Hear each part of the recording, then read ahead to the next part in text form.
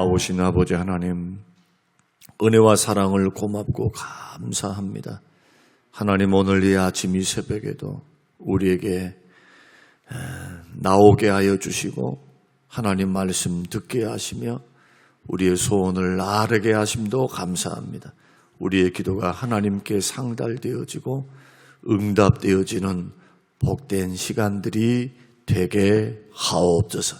주님, 우리에게 말씀 주옵소서. 우리 종들이 듣기를 원합니다. 예수님 이름으로 기도합니다. 아멘. 아멘. 요한복음 1장 19절에서 28절 말씀. 요한복음 1장 19절에서 28절. 유대인들이 예루살렘에서 제사장들과 레위인들을 요한에게 보내어 내가 누구냐 물을 때에 요한의 증언이 이러하니라. 요한이 드러내어 말하고 숨기지 아니하니 드러내어 하는 말이 나는 그리스도가 아니라 한데, 또 묻되 그러면 누구냐? 내가 엘리야냐? 이르되 나는 아니라. 또 묻되 내가 그 선지자냐? 대답하되 아니라. 또 말하되 누구냐? 우리를 보낸 이들에게 대답하게 하라. 너는 내게 대하여 무엇이라 하느냐? 이르되 나는 선지자 이사야의 말과 같이 주의 길을 곧게 하라고 광야에서 외치는 자의 소리라 하니라. 그들은 바리새인들이 보낸 자라. 또 물어 이르되 내가 만일 그리스도도 아니요 엘리야도 아니요 그 선지자도 아닐진데 어찌하여 세례를 베푸느냐? 요한이 대답하되 나는 물로 세례를 베푸렸거니와 너희 가운데 너희가 알지 못하는 한 사람이 있었으니 곧 내 뒤에 오시는 그이라. 나는 그의 신발끈을 풀기도 감당하지 못하겠노라 하더라. 이 일은 요한이 세례 베풀던 곳 요단강 건너편 베다니에서 일어난 일이니라. 아멘. 아멘. 우리 성경에서 말씀하시는 세상은, 또 성경이 바라보는 세상, 예수님께서 말씀하신 세상은 그렇게 낙관적이지를 못합니다. 심판받아야 되고 죄가 많고 세상 끝날까지 가난한 사람들이 끊임없이 일어날 것이다. 사단이 지배를 하고 또 불공평이 있고 죄가 있고 마지막에는 심판받아서 멸망당할 곳이라고 성경이 정의를 합니다. 그리고 이 세상은 죄가 가득하기 때문에, 사단의 역사가 있기 때문에 믿는 사람들에게도 세상 사랑하는 거 조심하라고 말합니다. 또 돈에 대한 욕심도 그 지나치면 안 된다. 성경의 가르침이 그렇습니다. 우리는 돈을 많이 벌면 좋습니다 라는 자본주의 체제 안에 살고 있어요. 돈이면 모든 것이 가능할 것처럼 보이는 체계. 공산주의 체계는 그렇지 않죠. 공산주의 체제는 모두가 다 잘 살자라고 하는 주의니까. 그러나 그 공산당에 가입한 사람들은 특권을 누리는 이율배반적이고 불평등한 그러한 체제이기도 합니다. 이 세상에 일어나는 모든 체제, 정치 체제가 됐든 왕정이 됐든 자유주의, 자본주의, 민주주의, 공산주의, 뭐 이런 이슬람, 어떤 종교가 지배하는 세상이 되든 어떤 곳이든 우리 주님의 가르침과 또 성경의 가르침은 이 세상을 그렇게 낙관적으로 보지는 않습니다. 죄가 그만큼 강력하게 역사를 하고 사단은 할 수만 있으면 택한 백성들이라 할지라도 멸망의 길로 끌고 가기 위해서 우는 사자와 같이 역사하는 것이 세상이다.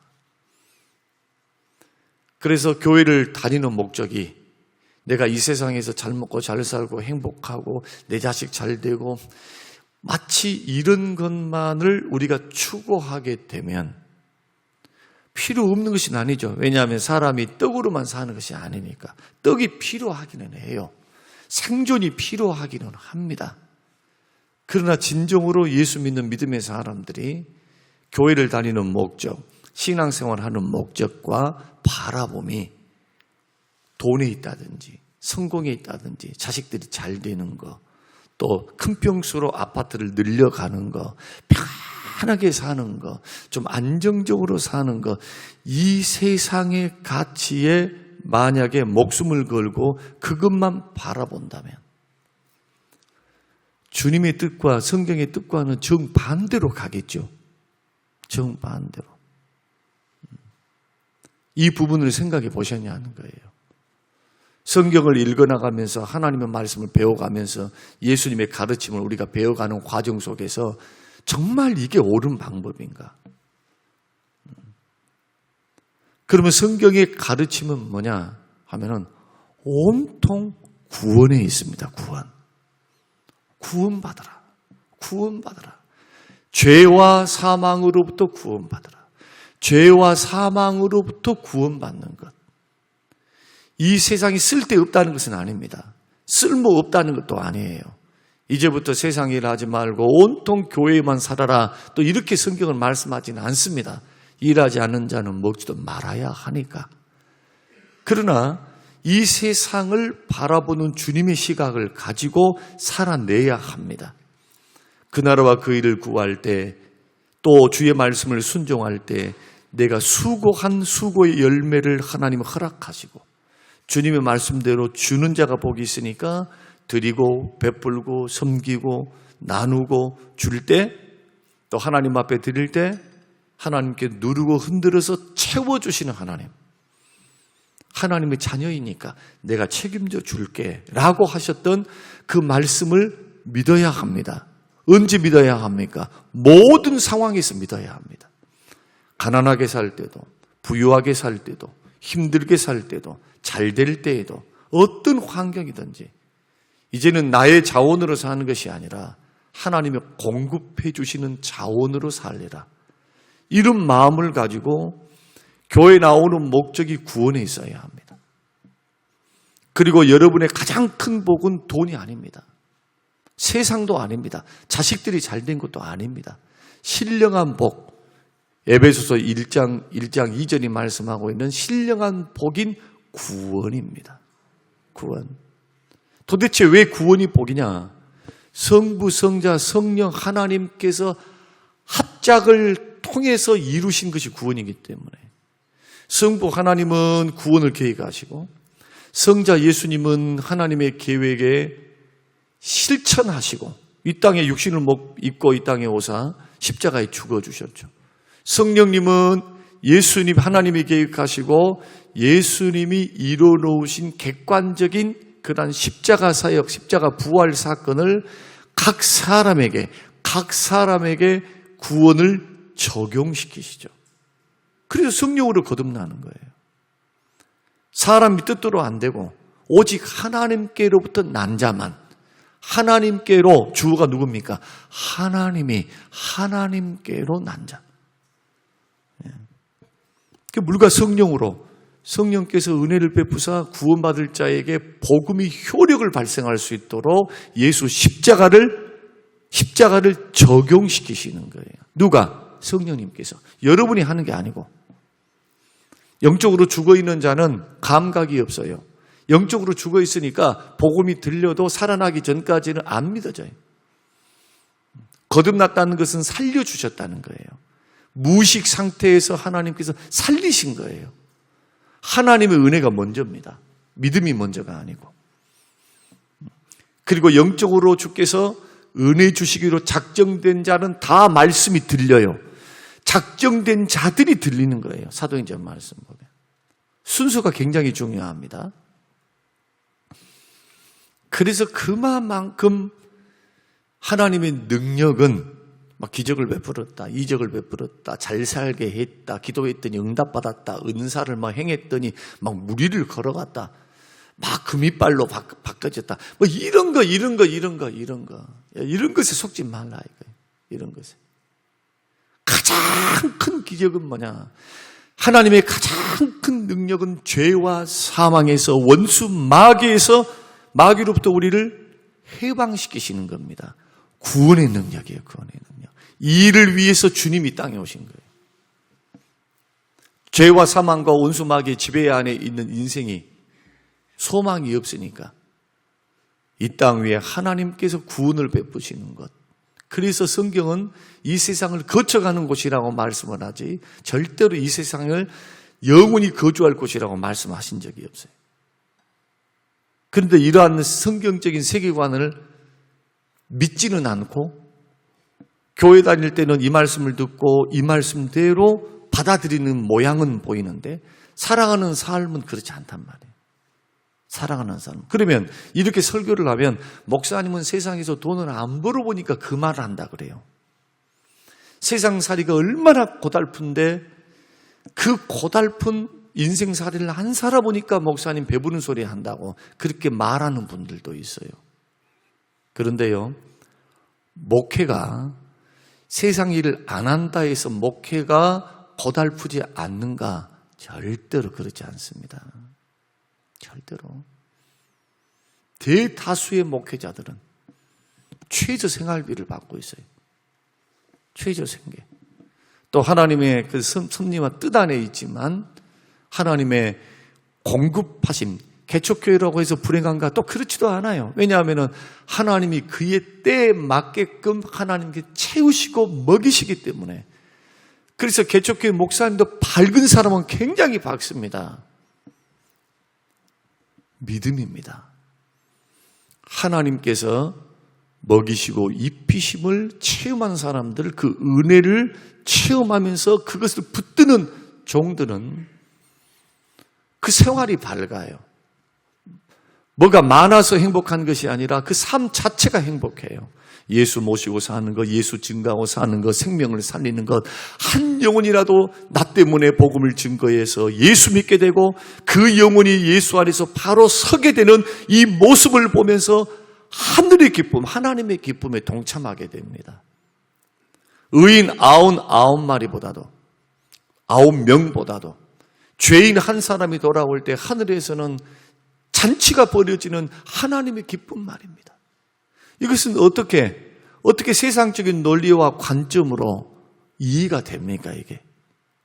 어떻게 세상적인 판단으로 어떻게 이것이 행복하냔 말이에요, 이게. 값진 것이고 어리석은 거죠.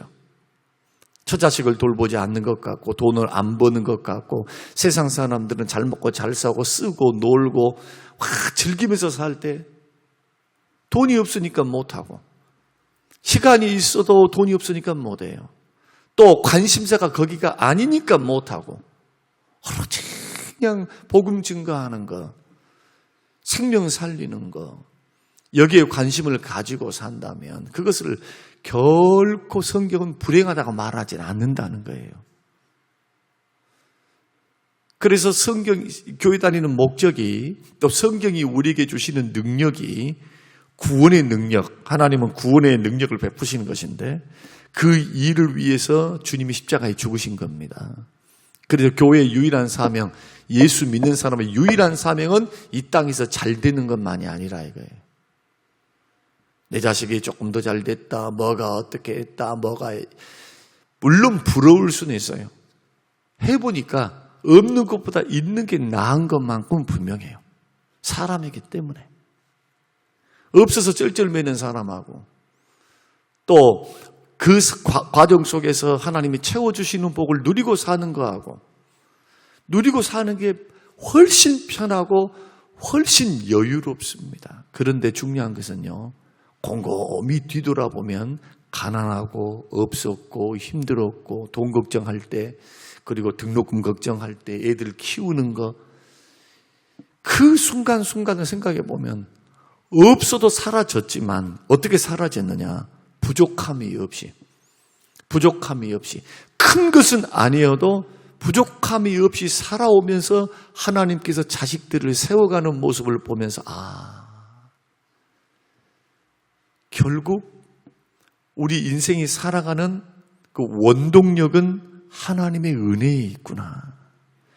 삶의 환경과 정황이 어떻게 펼쳐진다 할지라도 하나님의 은혜 주심, 하나님의 인도하심, 하나님의 공급하심으로 사는 존재이구나. 이것을 깨닫게 되는 겁니다.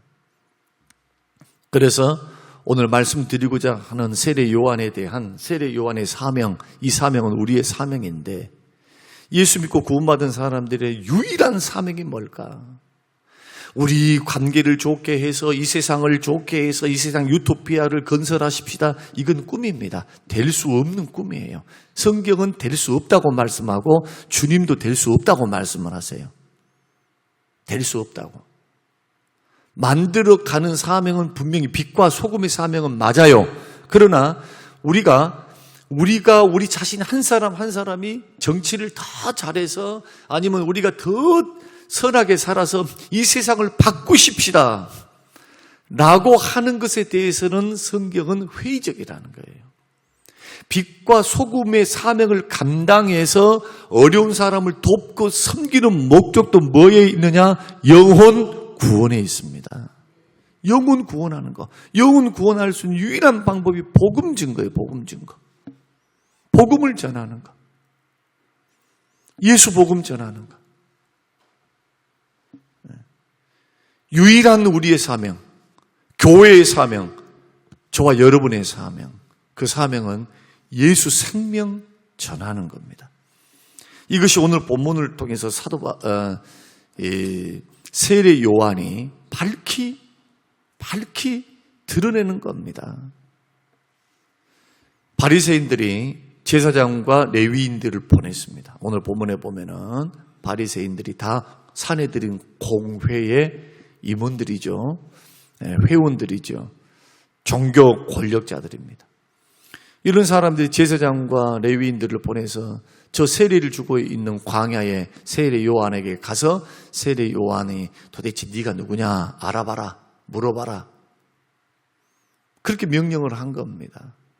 그래서 예루살렘에서 저 유다 광야에까지 요단강 근처에 있는 광야에 이제 이들이 찾아간 거죠. 누가요? 제사장과 레위인들이 묻습니다. 내가 누구냐고 묻습니다. 그러자 제일 먼저 20절 말씀 보면은 요한이 드러내어 말하고 숨기지 아니하니 드러내어 하는 말이 나는 그리스도가 아니라. 네가 그리스도냐 물어본 적도 없어요. 다시 말씀드리면 제사장과 레위인이 찾아와가지고 네가 누구냐 이렇게 물었는데 누구는 알았다는 겁니까? 그 의도를. 세례 요한은 알았다는 거예요. 아, 내가 지금 메시아인 줄 알고 그리스도인 줄 알고 찾아왔구나 라는 것을 지금 직감한 거죠. 그 단칼에 거절합니다. 뭐라고 말하나? 나 그리스도 아니야. 또 묻습니다. 그러면 너 누구냐? 혹시 엘리야 아니냐? 그럼 도대체 엘리야가 어떠하길래 엘리야가 출몰했다고 생각했을까요? 이것은 말라기 4장 5절에서 예언했던 그리스도가 오시기 전에 먼저 그 길을 닦을 사람이 누구냐 하면 엘리야입니다. 그 엘리야를 보내주겠다고 말씀하세요. 말라기에서. 그런데 예수님이 해석을 해 주시죠. 세례 요한을 해석할 때 말라기 4장 5절에서 말씀하는 엘리야의 심령을 가진 사람, 엘리야의 마음을 가진 사람, 엘리야의 하나님을 향한 심령을 가진 사람이 바로 세례 요한이다. 누구의 길을 예비하는 겁니까? 그리스도의 길을 예비하고 닦는 사람. 엘리야와 같이 열심히, 그 마음이 특심입니다. 하나님을 향한 마음이 특심이에요.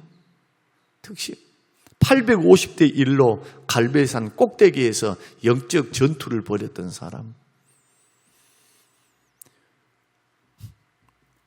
그 죽음의 위기에서도 보십시오.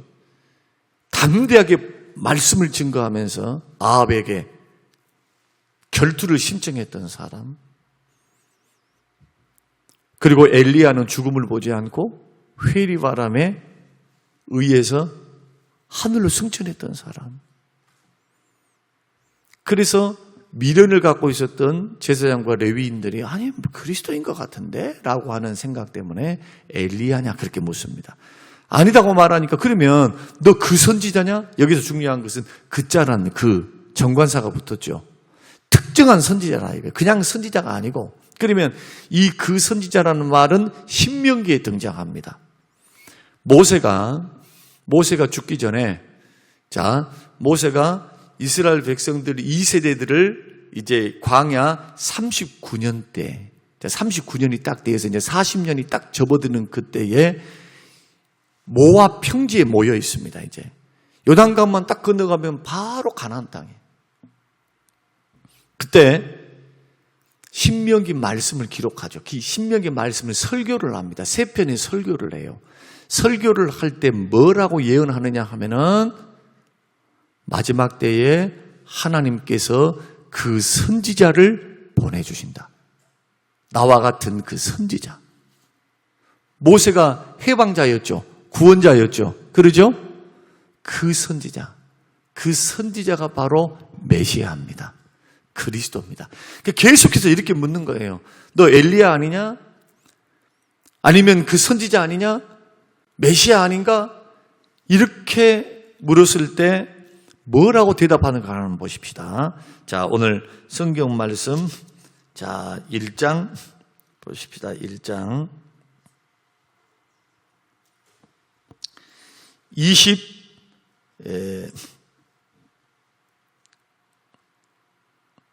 23절 한번 읽어보십시다. 23절 시작.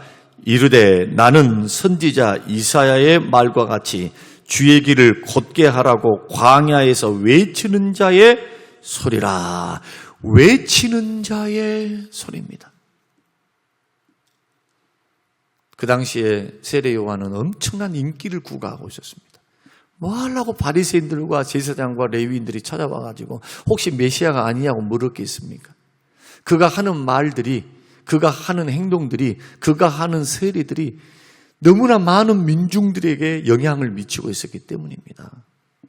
마치 엘리야와 같이 복장도 엘리야와 같아요. 메뚜기와 석청을 먹고 들과 광야에서 살면서 회개의 선포를 하고 말씀을 증거하면서 세례를 베풀고 있었던 그런 모습을 통해서 감동받은 수많은 사람, 혹시 메시아가 아닐까라고 할 때 그 인기를 다 내려놓고 뭐라고 말씀해? 누구를 증거합니까? 예수님만 증거합니다. 예수님만 증거해요. 나보다도 한 사람이 있는데 내 뒤에 오신 그분이 메시아인데 나는 그분의 신들매, 신발끈을 묶어주는 것도 못할 자다. 그것도 감당하지 못할 자다. 나는 물로 세례 주지만은 그분은 메시아 대신 그분은 예수님이죠. 성령으로 세례를 주실 분이다. 세례 요한은요, 누구만 증거했느냐? 예수만 증거합니다. 그래서 32절 요한이 또 증언하여 이르되 그래요. 증언하여 이르되. 누구만 증언한다고요? 오직 예수만. 오직 예수만. 자, 세례 요한의 인생이 한 30살, 33세 정도 되는데 예수님보다 6개월 앞선 분이죠. 그리고 예수님과는 친척이죠. 친척이에요, 친척. 친척인데 예수님은 알았을까요, 몰랐을까요? 친척인데. 몰랐을 리가 없죠, 친척인데. 마리아하고 엘리사벳이 같은 자매지간이잖아요. 친척, 사촌지간이니까. 모를 수가 없어요. 성령으로 잉태된 것이 똑같아요, 두 분 다. 성령이 충만함을 받았던 세례 요한이 뱃속에서부터 비록 사람을 통해서 태어났지만 성령이 충만했고 예수님이 성령으로 잉태돼서 성령이 충만했고 성경의 기록에 보면 알았습니다. 그런데 처음에는요 평범한 사람으로 아는 거예요. 30 이전까지는 목수로 아는 거예요. 친척이야. 그런데 놀라운 것은 이제 29절에서부터 34절까지인데 한번 읽어보겠습니다. 그리고 말씀을 마무리할게요. 29절에서부터 자 시작. 이튿날 요한이 예수께서 자기에게 나오심을 보고 이르되 보라 세상 죄를 지고 가는 하나님의 어린 양이로다. 내가 전에 말하기를 내 뒤에 오는 사람이 있는데 나보다 앞선 것은 그가 나보다 먼저 계심이라 한 것이 이 사람을 가리킴이라. 나도 그를 알았습니까? 몰랐습니까? 여기서 알지 못했다라고 하는 것은 인간적으로 몰랐다는 뜻이 아닙니다. 메시아인 줄 몰랐다는 거예요. 그러나 내가 와서, 자 시작, 내가 와서 물로 세례를 베푸는 것은 그를 이스라엘에 나타내려 함이라 하니라. 요한이 또 증언하여 이르되 내가 봄에 성령이 비둘기같이 하늘로부터 내려와서 그의 위에 머물렀더라. 나도 그를 알지 못하였으나 알았다고 몰랐다고요? 몰랐다고. 뭘 몰랐다고? 육신적으로는 몰랐다 이거예요. 육신적으로는 알았어. 내 친척이라는 것도 알았어요. 마리아, 내 이모되는 마리아의 아들이라는 것을 알았다는 거예요. 그러나 메시아임은 몰랐어요. 그러나 나를 보내어 물로 세례를 베풀라 하신 그가 누굴까요? 하나님이시지. 성부 하나님. 나에게 말씀하시되 성령이 내려서, 그러니까 하나님으로부터 요한은 계시를 받은 거예요. 성부 하나님으로부터 직접 음성을 듣는 거죠. 성령이 내려서 누구든지 그 위에 머무는 것을 보거든 그가 곧 성령으로 세를 베푸는 이인 줄 알라 하셨기에 내가 보고 그가 하나님의 아들이심을 증언하였노라. 자, 여기서 이제 마지막 우리 결론을 맺고 이제 기도하려고 합니다. 여러분, 세례 요한조차도 세례를 베풀고 있었고, 그리고 엘리야의 심령을 가지고 어려서부터 뱃속에서 성령이 충만해서 그 아버지가 레위 지파 제사장이니까 당연히 레위 지파잖아요. 하나님 앞에 거룩하게 드려진 나실인이 나실인. 구약으로 말하면 삭도를 내지 않고 독주를 마시지 않고 시체를 가까이하지 않고 하나님 앞에 바쳐진 그런 거룩하고 구별된 하나님의 사람. 그런데 어떻게 메시아임을 알았는가? 증거를 보고입니다. 증거를 봤어요. 증거. 어떤 증거? 하나님의 말씀에 의하여 증거를 보게 된 거죠. 비둘기같이 성령이 임하면 그가 내 아들이다. 그가 메시아다. 그는 어떤 메시아인가? 보라 세상 죄를 지고 가는 하나님 어린 양이로다. 세상의 죄를 짊어갈 화목제물, 속죄제물로 오실 메시아. 정확하게 세례 요한은 예수님이 십자가의 죽으심을 알고 있었던, 뭘 통해 알았을까요? 하나님의 계시를 통해서. 기적이 아니라 하나님의 계시의 말씀입니다. 자, 오늘 저와 여러분이 예수님이 주님으로 믿어졌다면, 예수님을 나의 주님으로 받아들였다면, 그리고 예수님에 대하여 인격적인 고백을 통해 만남을 통해서 확실히 믿어졌다면 저와 여러분들은 어떤 삶을 살아야 하느냐? 한평생을 살아갈 때 증인된 삶을 살아야 될 줄로 믿습니다. 목사와 선교사만이 아니에요. 그래서 목사 많이 되려고 하지 마세요. 모두가 제사장이에요. 특별하게 부름 받는 사람만 가야 돼요. 목회자는 그렇게 가야 돼요. 여러분들도 똑같이 목사나 여러분들이나 전임 사역을 하는 거나 파트로 생업을 하면서 하는 것과 이 차이밖에 없어요. 똑같은 사명이 뭐냐? 예수 생명 증거하는 겁니다. 복음을 전하는 것. 우리는 증인이다. 우리는 증인이다. 나는 예수 만났다. 말씀을 통해서, 성령의 역사를 통해서 나는 예수 만났다. 이것이 여러분이 직장생활 속에서, 가정 안에서 만나는 사람들에게 자연스럽게 예수 생명을 증거하고 예수 십자가와 죽으심을, 또 하나님의 아들 되심을 증거하는 사명. 이것만이 교회의 유일한 목적이고요. 이것을 통해서 주님이 재림하세요. 마지막 때 복음이 다 증거되면 예수님이 이 땅에 심판하러 오시고 우리는 구원을 완성시키러 오셔서 모든 슬픔, 아픔 다 씻으시고 유토피아, 우리가 그렇게 원하는 하나님과 영원토록 사는 삶, 이 삶이 이루어진다는 사실을 기억하고 오늘 목적지를 분명히 하십시다. 교회 다니는 목적, 내가 성경을 공부하는 목적, 예배드리는 목적, 그냥 은혜만 받고 잘되고 막 개인주의적이만 생각하지 말고 이것을 어떻게 풀어내야 하는가? 예수님을 드러내야 돼요. 빛과 향기와 편지가 되어서 여러분, 우리 모두는 증인이며 복음을 증거할 사명자임을 알고 있는 그 자리에서, 있는 그곳에서 불신자들을 전도하고 또한 연약한 성도들을 양육하는 것도 증인되는 삶이죠. 전도의 삶이에요. 양육도.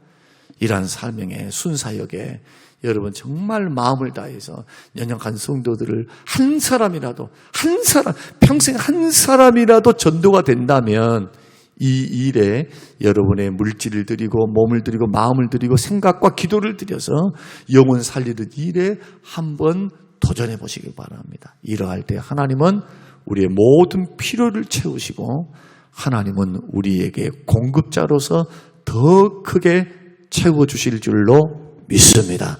이런 은혜를 누리시기를 주의 이름으로 축원합니다. 고마우신 아버지 하나님, 고맙고 감사합니다.